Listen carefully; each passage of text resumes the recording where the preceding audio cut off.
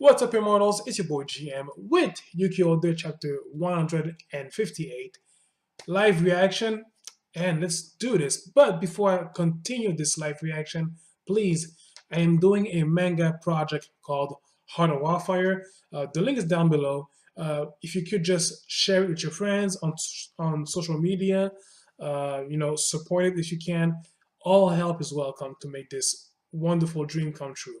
So thank you in advance. Now, let's get to the chapter. Okay, and we know that the last time Fate got his head cut off by a very dangerous enemy. We'll see how this is gonna end for Touta. By the way, if I look sleepy, it's because I just did a One Piece chapter review, and it's late, yeah. Can't wait to go to bed, actually. Okay, the chapter is called Number 8. And we see Fate's head rolling on the ground. Oh, man.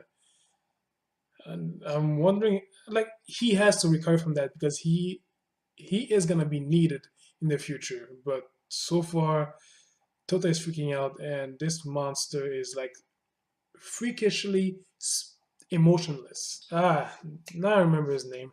Nikitis Labs of Pure Blood, and apparently he is Yu-Gi-Oh! Holder number 8. Wait, isn't that Tota's number as well? Uh, oh my god. Man, look, I'm only at page 2 and I'm already asking myself 1,000 questions. What the fuck? Okay, well, okay, so Nikitis, um, the way he's acting, he doesn't want humanity to gain immortality. But for that, he needs fate and Tota, well, to disappear. So we know what that means. My memory is coming back regarding him. I know that uh, he was in Yu-Gi-Oh! Older as number 8. So now, yeah, Pure Blood, Nikitis, whatever. Um, wow. Okay. Okay. Seriously, at that point I'm pretty much confused. Um, he seems to be on the side of Yu-Gi-Oh! Older in his own weird, genocidally, freakish, psychopath, assassin way, but he must have an agenda. I mean, come on, nobody says I'm on your side by causing that much of a scene. So now we're getting a flashback from 3 months ago. So what happened? Like we know that the previous chapter we had a time skip of 3 months. So we're gonna see what happened during those 3 months. Okay, so far what I'm seeing in the flashback of 3 months ago, it seems that everybody that has Paxio cards with Tota, they are experimenting with their new gain ability. Shinobu, she has a new racer, and that is very fast, and she's planning to put some enhancement on it. And here's the thing. This is something that Karen said, and she's really right about this. Tota is like, he's admiring Shinobu for eagerness to improve something, and he even tells her that is why I love you. That is why I love you, Shinobu. And of course, she's blushing and asking what. And Karen tells her that you're too careless about throwing that love word around and how you break up sentences. Um, and it's true. Tota, I'm not saying that his intentions are bad. Like when Tota says he loves someone, it's true. He does love them, but he loves everybody, you know? And when you say that, especially to a woman, okay, I'm not saying that women are generally more emotionally fragile than men. No, look, I could say the opposite is more true, right? But anyways, but everybody has a great uh, emotional, well, not great, but everybody has an emotional fragility that you mustn't break. And the word love can be that word that can break it, especially if it is betrayed, you know? So Karen is right about that. Tota, he loves everybody, but the way he throws that word around, that's why people are so confused about the love expressed from him. Iku seems to have some sort of a powered exoskeleton, which is badass. I wonder if you're gonna see him in action. Oh, seriously, like, it's really dope. Yeah, it's like he has some sort of a core. Uh, it's called a Thunder Dragon Heart. Wow, that is pretty neat. Okay, so Misa's ability, she has a card that allows her to meet any person, no matter how important, without an appointment. The White Rose Herald. Okay, at first it doesn't look important at all. Like if you, depending on how you use it, like uh, like Kitty is saying, you know, it's a god level item. Like let's say if you want to meet the president of the United States, bam, it's done. At the same time, if you want to commit an assassination on the president of the United States, for example, with that item, well, that's perfectly possible. I'm not saying that I want to kill someone like that, but anyways, uh, if she wants to meet the mate of the beginning, like that could be very useful. So I think that this item is gonna be used in the future, definitely, to meet the final boss. Man, Santa has a hand-me-down item. It belonged to Chisame, who married Negi in the alternate timeline, and it allows him to control the internet, and that is one hell of a powerful weapon. Like, look, we know that the internet is pretty much as vast as the universe. So this, wow, very powerful item. Okay, so now there are Tota along with Santa and Kumaru. And by the way, I love this trio because it's nice to have the boys all for themselves to be around each other, and not to have an atmosphere of aram or fan servicing. I think that I don't know what they're about to do there, but it's gonna be interesting. Toto is looking for a way to power up as well, and from what I'm seeing, you know what? Let me just read it and come back to you guys. Come back to you guys a little bit later on. Okay, so Tota is looking for information regarding his immortality, and even though that Kamo-san showed Tota some research about it, they don't have any material he can base himself on it. So, and also Tota has a key he got from Yukihime. There's one larger door, they get in, three doors, tight security, and all that. There's a light at the end of this top of the hall they are getting in, and what's next? Holy shit, that is one large library. Wow, so I'm guessing that in wait a minute. That isn't that the same hold up. Isn't that the same library in Mahara Academy? Because that statue in the middle is the same one that we saw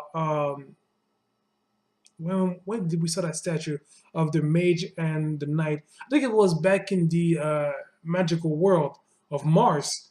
Wow. Okay, that is deep. Wow. Yeah, so I was right. They're just right under Maora Academy. The underground caverns connect to this underground library.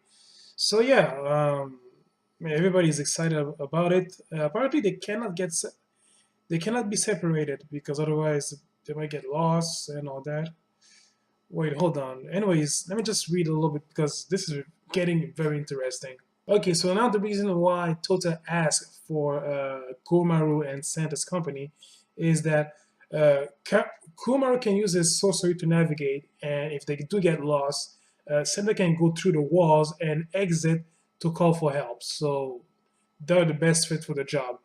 So, but they are staying together. They are not splitting up. So I'm guessing that they're gonna look for any information regarding Tota's abilities and immortality. So they are wandering around the library. They are stumbling on some people. They saw on a tall, giant guy with a coat and a hat. They're wondering if there are demons whatsoever. But Tota, not Tota. Kumar is versed about exorcising demons and evil spirits. But it seems that there are a few other people that can still use this library, which is no surprising if you ask me, because A library this big, I think that some people must be using it. You know, maybe some spirits, demons, gods, anything goes. So basically, we return to a flashback um, of when they met Yukio, the number 8, Nikitis labs. Here's the thing. I found it a bit strange that Tota knew who he was because I didn't have any memory of these two ever meeting, but it seemed that they met 3 months ago. So this is probably where Tota is gonna get his power up. Maybe from him, or he's probably gonna help, which it looks like. So wow, this is gonna be some information chapter from the way I'm seeing this. Okay, wow. Okay, Nikitis is very old. He apparently helped sealed Yugime's hold arch nemesis, the pure blood Bahal. Another pure blood we've seen in the flashback, in some flashbacks or some chapters ago. So he was there. So shit. The guy's old, very old, but he's a pure blood. So what do you expect? So Nikitis is offering his help, and of course Tota, as gullible as he is, he accepts it and all that. But Kumaro is always on his guard, and he's like, it's not a good idea to trust him on the spot. So I have a feeling that something is gonna happen to Kumaro. But let me just read this and wow, let's just see how this is gonna turn out to be. Okay, what the fuck happened? Like we saw a panel where Nikitis was about to do something with his eyes, and next thing you know, Kurmaru is taking tea with the others and Nikitis. What the fuck? Okay, something happened, like some sort of a hypnosis or something like that. What the fuck? Okay, no, I don't know. Seriously, I am not ending the chapter without knowing what the hell happened. Like, no way. Okay, so they are still exploring the library. It seems that Tota found the book he was looking for. And yeah, in the meantime, Santa and Kumaru are amazed that they are under the city because, you know, there's a sun in the library and all that. But anyways, yeah, they're having a good time. So it's a nice thing. Okay, Tota is exercising in the library, trying to figure out something. He's asking Kumaru to shoot him. And seriously, Kumar is like, you know, why would I do that and shooting you? They're immortals. Like, bullets don't work on them. And why the hell Tota got this gun? What the fuck, man? So, okay, he got shot and he turned into Maja Arabia, but just with one arm. So I'm guessing that he's trying uh, to master that technique like he did in the previous chapter. And of course, his immortal regenerating powers are his biggest asset. So I'm guessing that he's going to be able to try to, during that 3 month, he tried to master this ability and the Magia Arabia, like we saw in the last chapter, and he did accomplish this.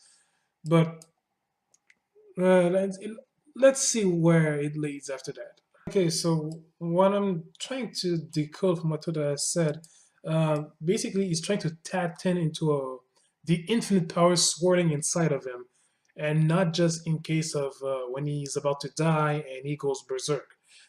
Because when he goes berserk, that's more like a survival instinct. Like the body refuses to die, and but in terms of very incredible near death, near danger, or shit like that, the body opens that door to that power source inside of him, and and it forces the body to survive at any means necessary. Basically, Tota is trying to use that on a conscience level. He wants to be able to use that power whenever he wants. And seeing the results of his training during the last chapter, I can say that he succeeded. Seriously, converting his regenerative powers into an attack.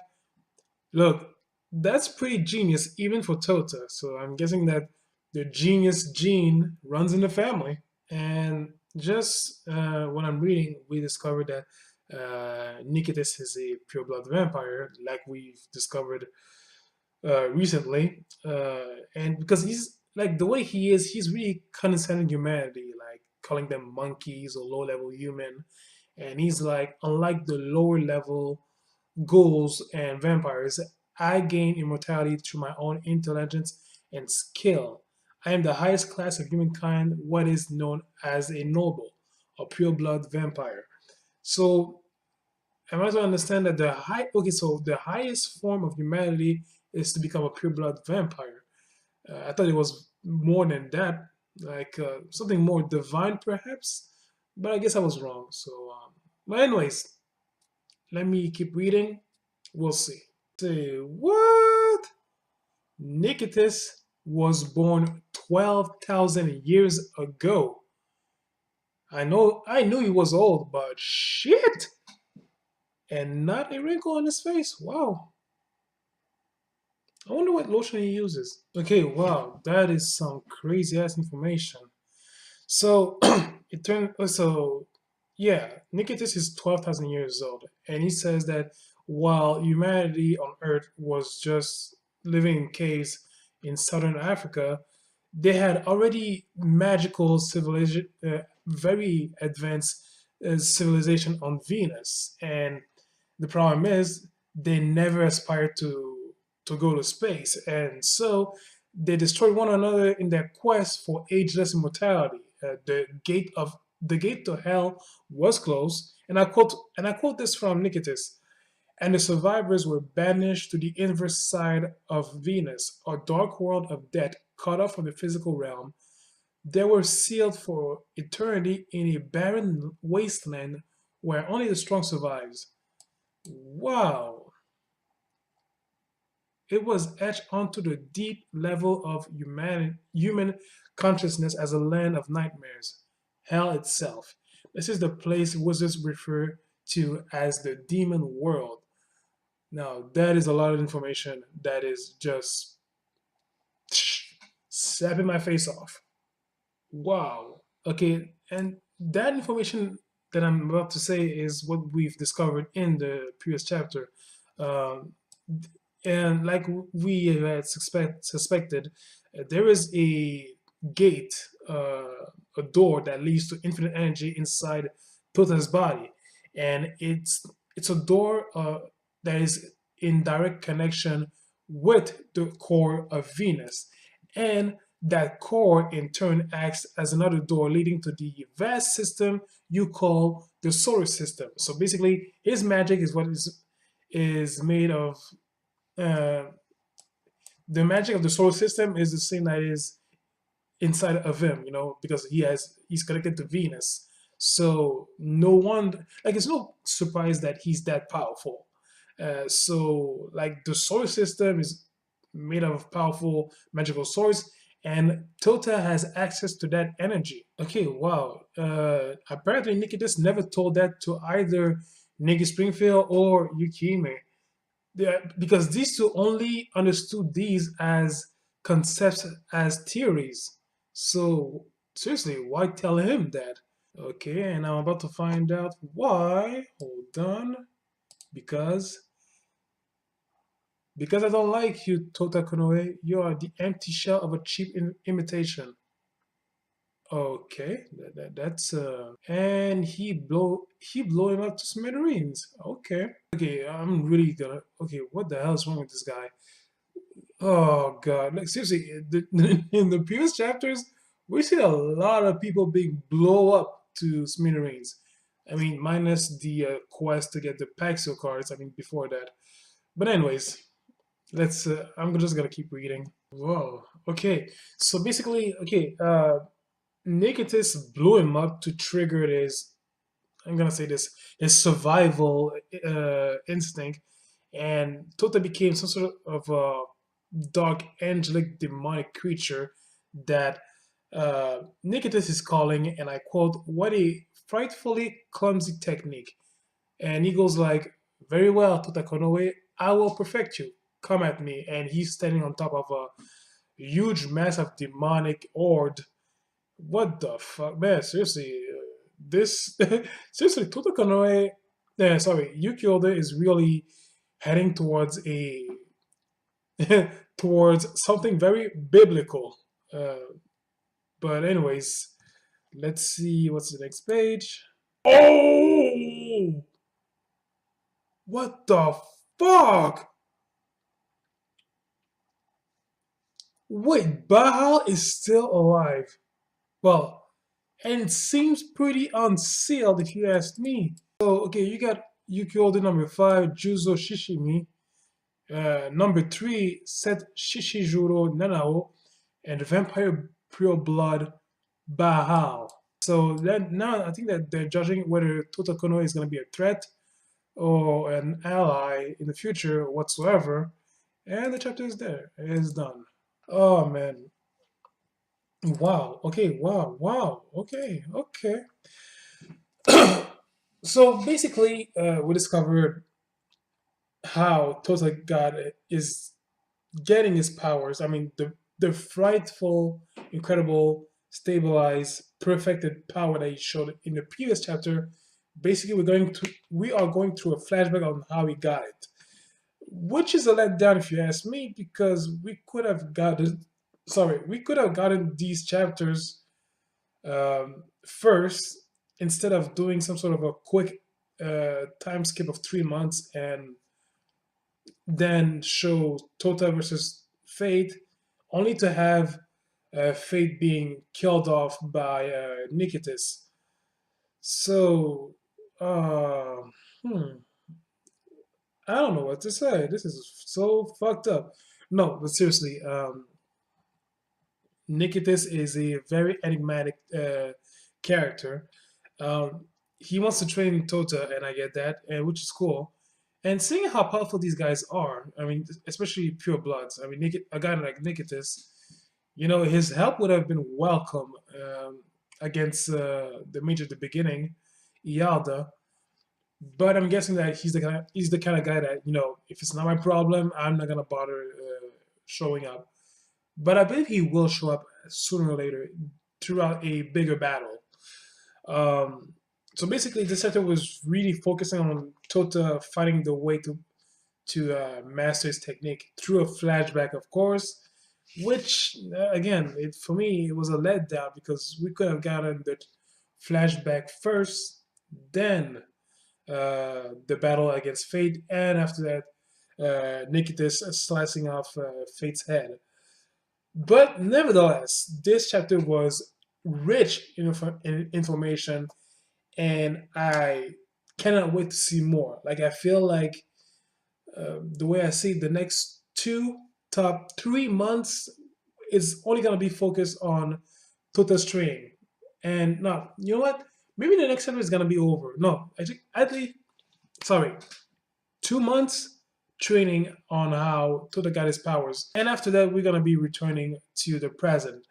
But seriously, what is the deal with pure bloods, other numbers? I get a feeling that, and this is far fetched, but I get a feeling that some numbers are gonna be betraying Yukihime. Like, I feel like we might go towards a coup d'état among the numbers, among Yuki Oda's organization. Period. So because I feel like Yukihime is left out of the dark, even though it's her own, even though it's her own organization. I got a feeling that there are some numbers that are playing outside the rules, and this is going to be very dangerous to explore for Yukihime and the others. So, anyways, this was a great chapter. We loved it. Again, I wish that it was. I wish we got this as the first band the battle of Tota versus Fate, but nevertheless, it was a great chapter. Loved the information, loved the revelations. Really, it was really cool. So, tell me your thoughts about this chapter. Comment, rate, subscribe, share this video. Much appreciated. And Immortals, I'll catch you guys next month. In the meantime, please do me a favor for your homeboy. Take care of yourselves. See ya.